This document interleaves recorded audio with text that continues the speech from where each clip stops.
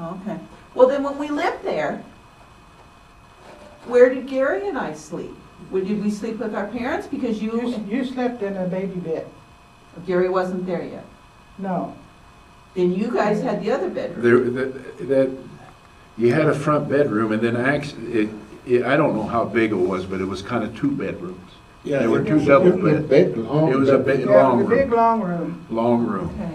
Then there was one room that went the whole length of the bed, or the room.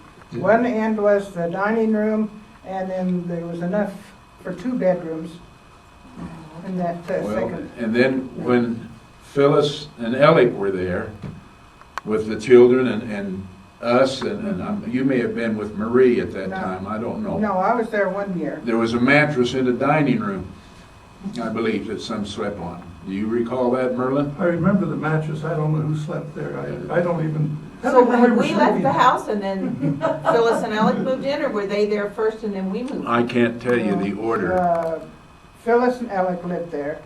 Then you and your mother and father moved in there for about a year or so, until you got that house over on Cherry, Fourth Street. No, they No. moved out on Morris, out off the, way out north. They lived out on the extension by that, I know that I lived with Casper and Gloria when they lived by that Pueblo Indian ruins. Oh, yeah. There was that, and then there was a great big orange grove, and Yeah. then, and so that's why I think it was extension. And they lived, you had to go over a big ditch, it was just a house in there. And then they lived, Are you talking about by the hospital? yes, Over in that area. And yes. then we moved into a house that they rented. They were on Grand, down on Grand or Robson, just about down to Brown Road. In there, they had a house at one time. Oh, yeah, they were near a canal. And I Because, don't remember that. because I was in about They had an the, almond tree out there someplace. well, that's the almond tree, Yeah. that's the one by the canal. Yeah, And then they moved to that house because I remember that I would walk down Grand to get home. And I think I was going to Alma School at that time, which had been the 5th grade. So we're talking about 37, 5th grade is what, About 10, 6, 12 years yeah. old? 10, 10, 11. 10, 11, which would have been in about 48, in that neighborhood. I recall that. And then after that, I think is when they went to Cherry, to the house that you're in there now. No, For her. they We lived lived 2 in- houses over, they rented a house. yeah, Okay. you rented that one. And then, because And that's the house Jack you and were I got married in. married. And then they moved 2 houses, bought the Okay. house. All right. And They that's the were house where same you floor and plan. Carolina had the. Yeah, reception, okay, that's kind of the sequence. But I lived with your mom and dad when they lived in the house there. This was after Mama died. And then I think I lived with Casper and Gloria. And then I came back when you and Jack got married, or No, you weren't here when Jack and I got married. well, I Just thought I kidding. was living with you because Jack had that 46 Ford or something that he was wanting to restore. I think we didn't when you first got married? Yeah, we were on Morris then, Yeah. before And we then, went back to Iowa. Then I think I went back to, I lived about 3 different times with your Yeah. mother and dad. Yeah, And then Well, you lived with us, I know you lived with us in the summer because you worked at those packing plants. Yeah, and you brought corn home every Yeah, we night. had to do corn every night. She's the only one in the family that had corn every night. We My did. mom and dad and I don't remember having it every night. We had corn on the cob every night. Let me ask about Don again. Dad remembers Grandma Nicoll when she found out. Guy, what do you remember? I was in service out in San Diego. So you, did you get a letter informing you, or? No, somebody called the commanding officer there at the boot camp, and they notified me. And I asked if I could go home. They said no.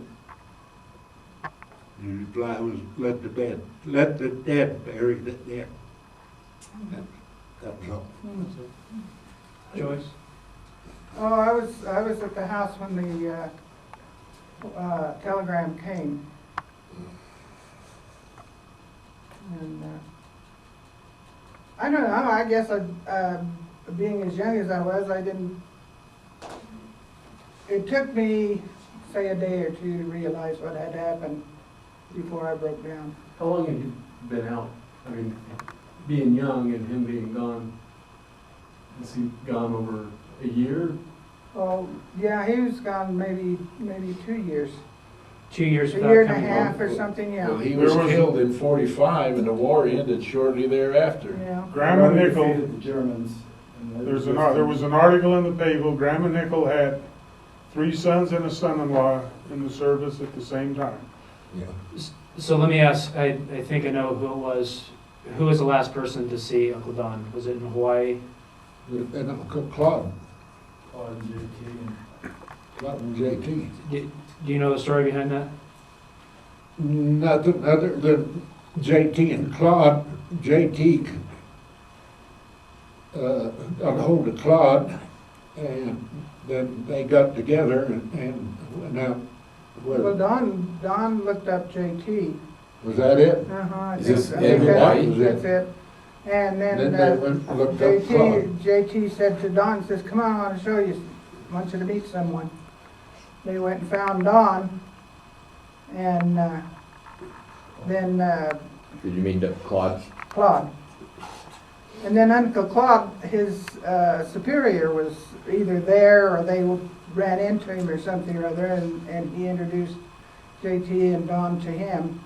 And he says, come on, we're gonna go have dinner together. So we took them out all of them out to dinner. Yeah. And I guess he was pretty impressed with Uncle Claude. I don't know why, but. Well, Claude was one of the best uneducated engineers in the state of Yeah, Arizona. he was. They said he was a real whiz at math. Well, and he was good at locating. He could figure a grade by looking at it. He didn't have to Yeah. rod and sand. Yeah. But you guys, okay, I've really got the impression how engaging Uncle Don was.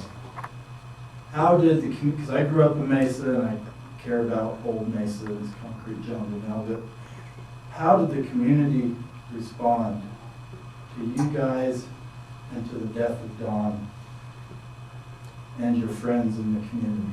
I mean, Oh, I can't say that there's any great difference, really. I don't ever remember my dad saying that there was any kind of parade or anything, any kind of honorary. I think there was just an For that, article in the paper. I'm gonna say, probably at that time, Most of these there were a lot of people dying. deaths. There Oh, was- yeah, it was. I remember seeing the military give the flag to Grandma.